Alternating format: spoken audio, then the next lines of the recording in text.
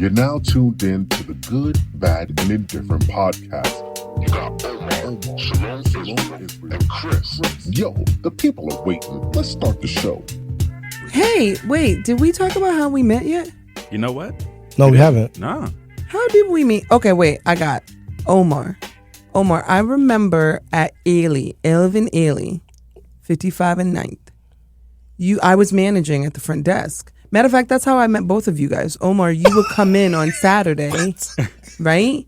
You would come in on Saturdays, and I always remembered Omar was such this like gentle soul energy that would come in. Oh. And you knew people at the front. Yep. And he would linger. And as a manager, I I'd be like, when this fool gonna leave? I never when this fool gonna leave. I wasn't like that, Omar. No, I was you like, were. wow, this guy. I was not. No, you I was were. like, wow, this guy is really I saw her nice. face. She was like, nuh-uh. if this big ass guy don't move the hell out of my desk so other people could sign on. That's not true. And his friend, and you were friends with the instructor, so I was thought, oh, cool. He's like an in Teacher's guy. pet. Yeah, he's like in a positive way. I was like, Omar's like in. Bringing Maybe apples I to the need teacher and know. everything. I did my homework. I got my star. That was only sometimes. That was only sometimes. You would go to Zumba class, Horton. And Zumba. And Zumba, and I thought it was really cool. But you were like clockwork. Like Omar would show up every Saturday, like clockwork, and I would be like, "Oh, when is Omar gonna get here?" That's how clockwork it was. Oh, wow. It was like the day hadn't started until Omar got there. Yeah, I remember that time at Omar, but it was indirectly. So now we got to know each other better now.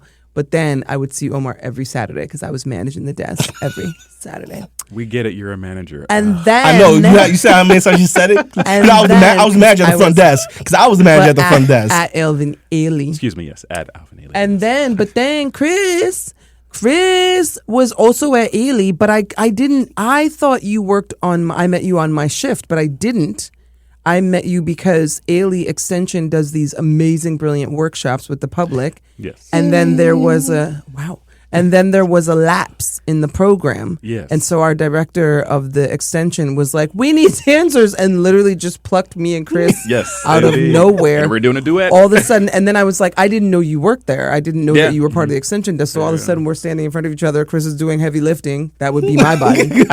Heavy lifting. And then that duet, I'll never forget that duet. It was like in Very the powerful. heat of a moment, and we just kind of were thrown. We were like 8 rehearsals, go. Like, it was, but that was brilliant. It was one of my favorite experiences just because it was so quick. Okay. And Lisa trusted us. Yes. So I met Chris in a very intense way because they were like, okay, do this, do that, look, and bring out this story. Yeah. And then we got to know each other that way. After that, hello. Exactly. I just danced and with you were you. like, do you want to go get a smoothie? And I was like, okay, because we didn't even like know all we did was rehearse. anything about each other. I'm just going to put my 2 cents on this now. Because unfortunately, I wasn't able to dance during that time. Yep. Oh, you were not? No.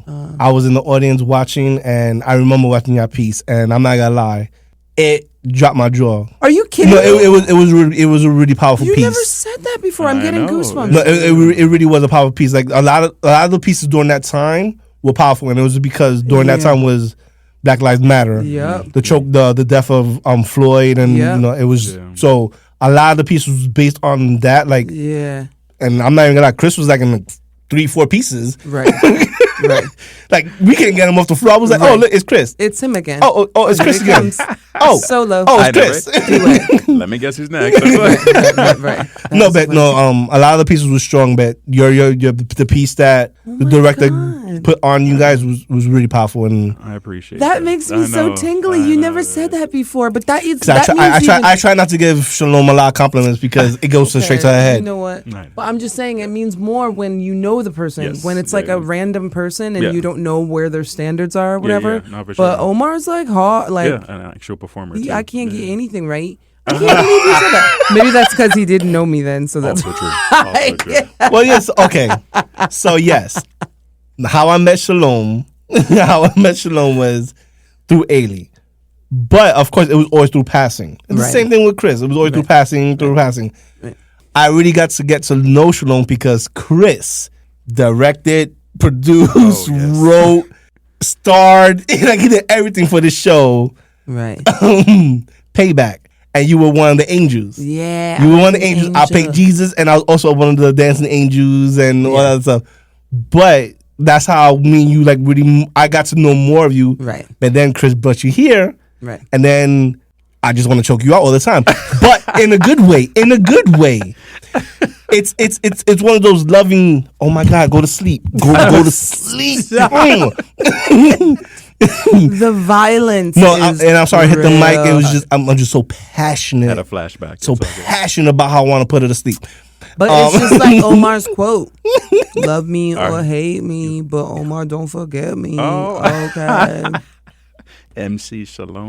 Anyway, Israel. so we gonna go to how I met Chris. Again, Chris working through Ailey. He was the one coming into the studios, jotting down who's in the tenants, and then just disappears. And it's funny because one of the people who I used to go to class with, who was a friend, but we'll get into that at a different time, had one of the biggest crushes on Chris. Every time Chris walked in, and I kid you not, every time Chris walked into the studio, like, I swear to God, I think she was herself. She was like, oh my God, there he is. I was like, calm down. That's so Calm cute. down. I was like, he's probably half your age, woman. Sit the fuck down.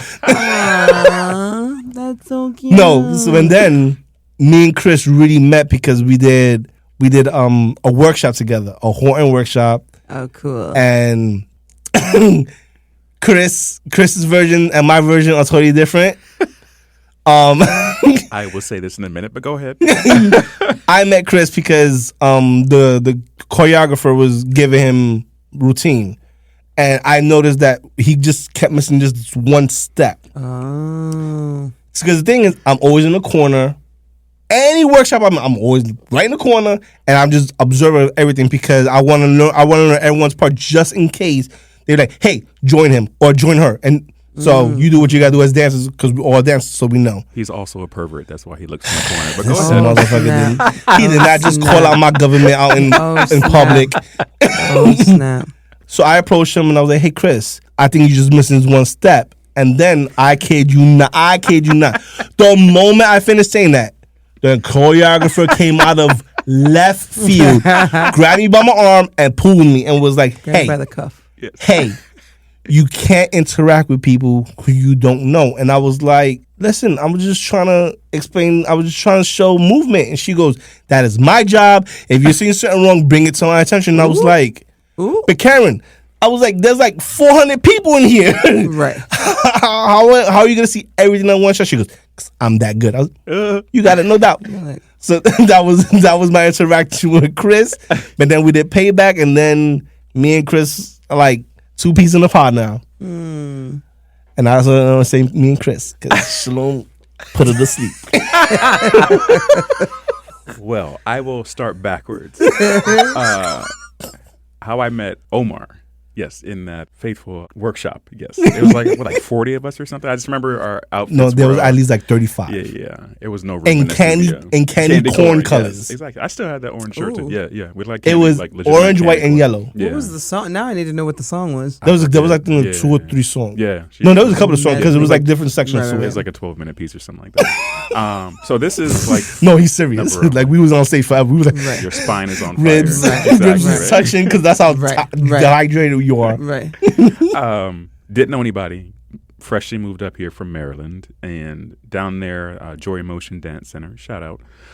They have what I call a studio to stage, is what they call the performance workshop. So what Ailey calls performance workshop, Gotcha. Joy Emotion calls studio to stage. Oh, wow, And I was okay. doing there, same as that thing, was working the desk down there, and then got the kickbacks, and then would do all the studio to stage. That's how I kept in shape, right? So coming up here, I literally was like, okay, I don't know anybody. And I think I took some classes of Horton, but it was a brand new technique to me. And I was like, okay, I'm sure. I still have a little hip movement, stuff like that. So let's do it. Literally knew nobody in the class, like not one person. So to his opposition of why he's in the corner, he's actually doing something. I'm in the corner like, my mom forgot me at soccer practice. I don't know. I walked in the wrong Now room. my mom forgot me at soccer practice. Exactly, right?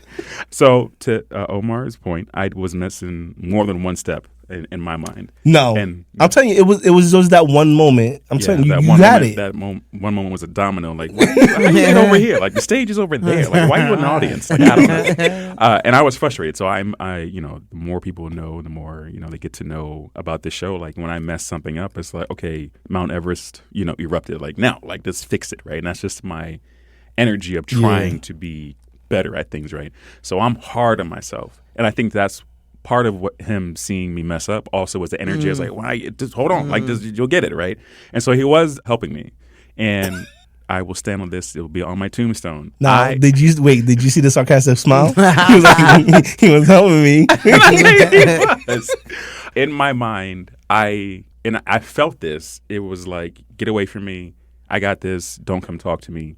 And it matched up perfectly with when the choreographer came over there, because it was almost like I finished my sentence and she finished the sentence right after. Right. It's like, don't talk to him. Right, it was almost like, yeah, because you felt me. Right. I am Tarzan. Don't correct me. I kill beef. You cook beef, right? And it was like, I'm this big caveman mentality, right? And I'm thinking, in that moment, it was a flash pan. I was like, okay, Chris, you're about to pop off. Mind you, I'm saying, 55th and 9th is not the hood, but it is New York City. And I don't know anybody, right? So it's like, you're in New York City, you're about to pop off to somebody you don't know. Right. You're in here showing that you can't even get your two left feet together. Like, this is not the place to be getting jumped by people. Don't get knocked out by a Horton dancer, right? So, so that's how I met Omar. And through that, I just knew he was where I am outwardly demonstrative in like the pressure I put on myself. I think he's inward and more cerebral. Like, I'm watching everything that happens and I'm on it because I know what you should be doing. And I'm just outward. I'm the outward version of that. Like, you see me thinking, like, I'm thinking about something, right?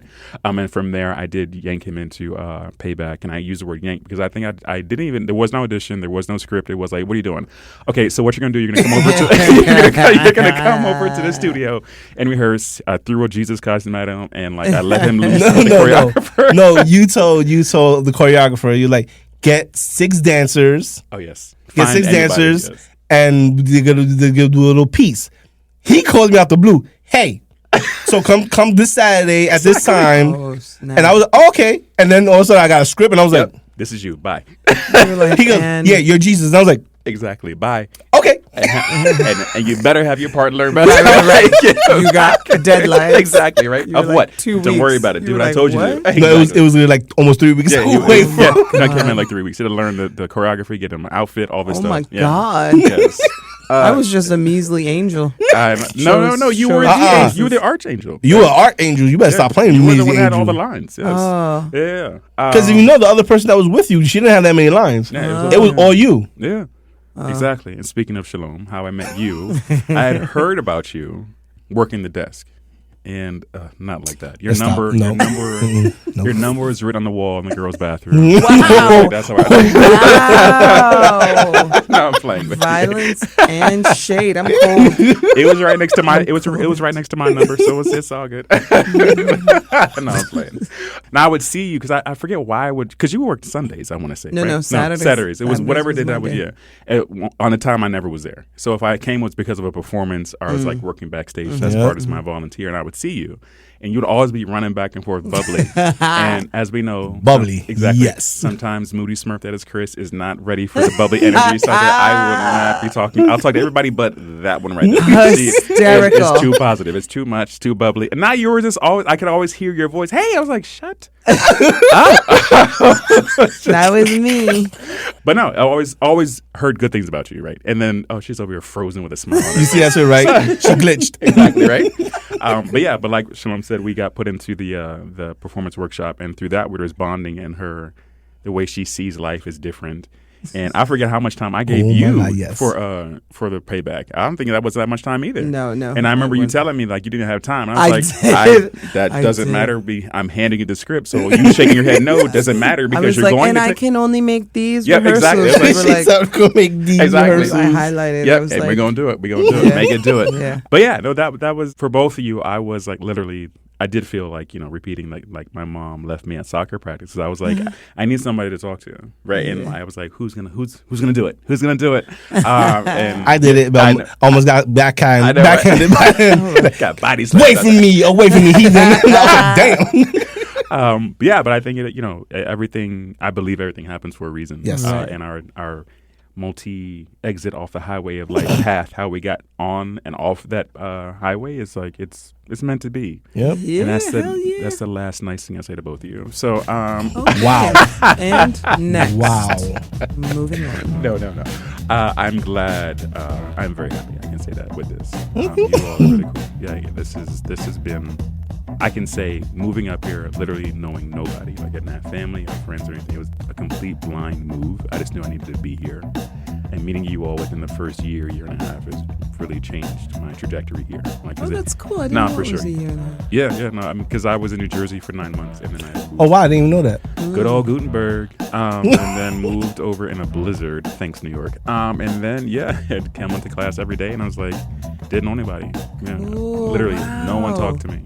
Yeah. So. And I also didn't talk to anybody else. I mean, I painted what was me. I wasn't talking to people and they weren't talking to me. Right? So, So, and that's how we met, right? That's how we met. Right. Exactly right. Meets cute. Yeah, exactly. And on that, what we learn, kids. Peace. What's up, y'all? This is Omar. Shalom Israel. And Chris. From The Good, Bad, and Indifferent. We want to thank you for listening to this episode. You can find us wherever you get your podcast. On IG, YouTube, TikTok, all of that. So go ahead, give us a follow, click on that subscribe button, leave us a comment, and do what you gotta do so we can see you on the next episode.